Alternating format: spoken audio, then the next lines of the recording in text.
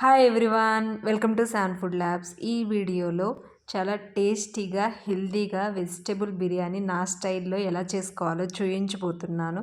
చాలా సింపుల్గా అయిపోతుంది, టేస్టీగా కూడా ఉంటుంది. అండ్ వెజిటేబుల్స్ ఇష్టపడని పిల్లల కోసం ఇలా కలర్ఫుల్గా చేసి పెట్టండి, వాళ్ళే చాలా ఇష్టంగా తినేస్తారు. లేట్ ఎందుకు, మరి తయారీ విధానం చూద్దాం. ముందుగా బియ్యాన్ని సోక్ చేసి పెట్టుకుందాం. నేను 2 గ్లాసుల రైస్ తీసుకుంటున్నాను, బాస్మతి రైస్ తీసుకున్నాను. ఏ రైస్ తీసుకున్నా చాలా బాగుంటుంది.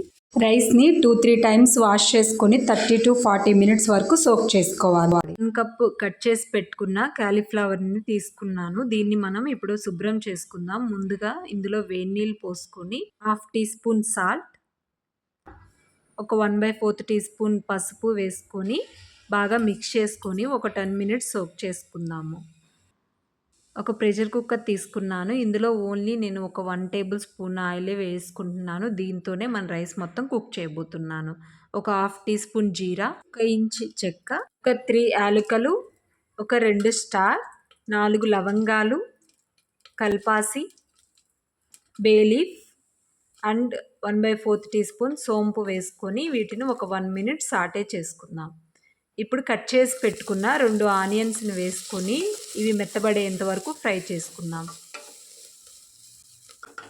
ఇలా కొంచెం కలర్ చేంజ్ అయిన తర్వాత ఒక 1 టీ స్పూన్ అల్లం వెల్లుల్లి పేస్ట్ వేసుకొని పచ్చివాసన పోయేంత వరకు ఫ్రై చేసుకుందాం. ఇప్పుడు ఇందులో హ్యాండ్ఫుల్ కొత్తిమీర, హ్యాండ్ఫుల్ పుదీనా వేసుకొని ఒక 1 మినిట్ ఫ్రై చేసుకుందాం.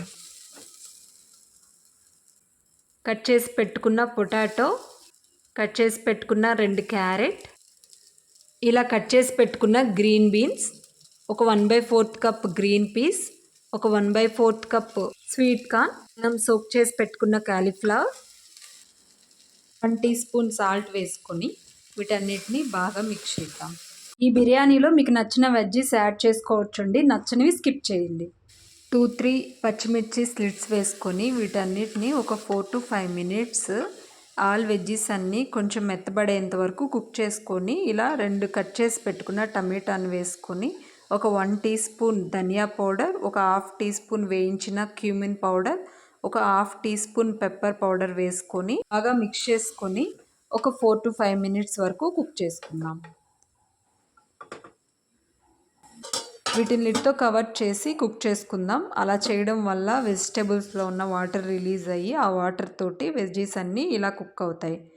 చూడండి, చక్కగా కుక్ అయిపోయినాయి.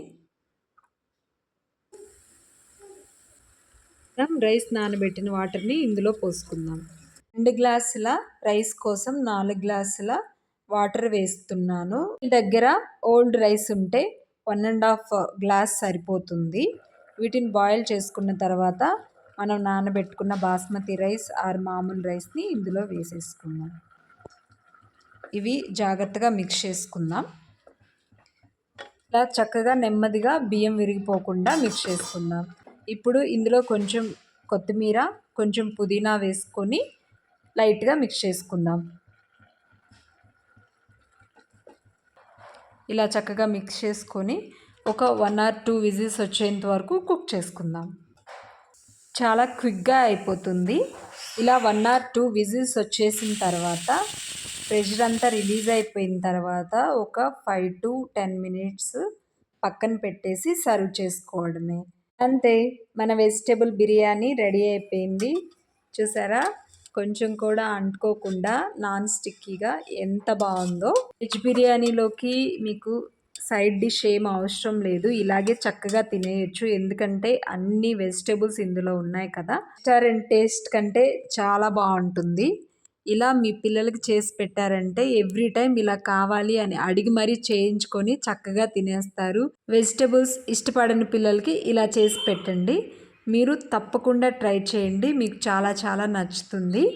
ఈ వీడియో మీకు నచ్చిందా? నచ్చినట్లయితే ఛానల్ని సబ్స్క్రైబ్ చేయండి, లైక్ చేయండి, షేర్ చేయండి. మరిన్ని వీడియోల కోసం బెల్ ఐకాన్ని క్లిక్ చేయడం మర్చిపోకండి. మరో చక్కటి వీడియోతో మీ ముందుంటాను. Thank you. Stay blessed. Bye bye.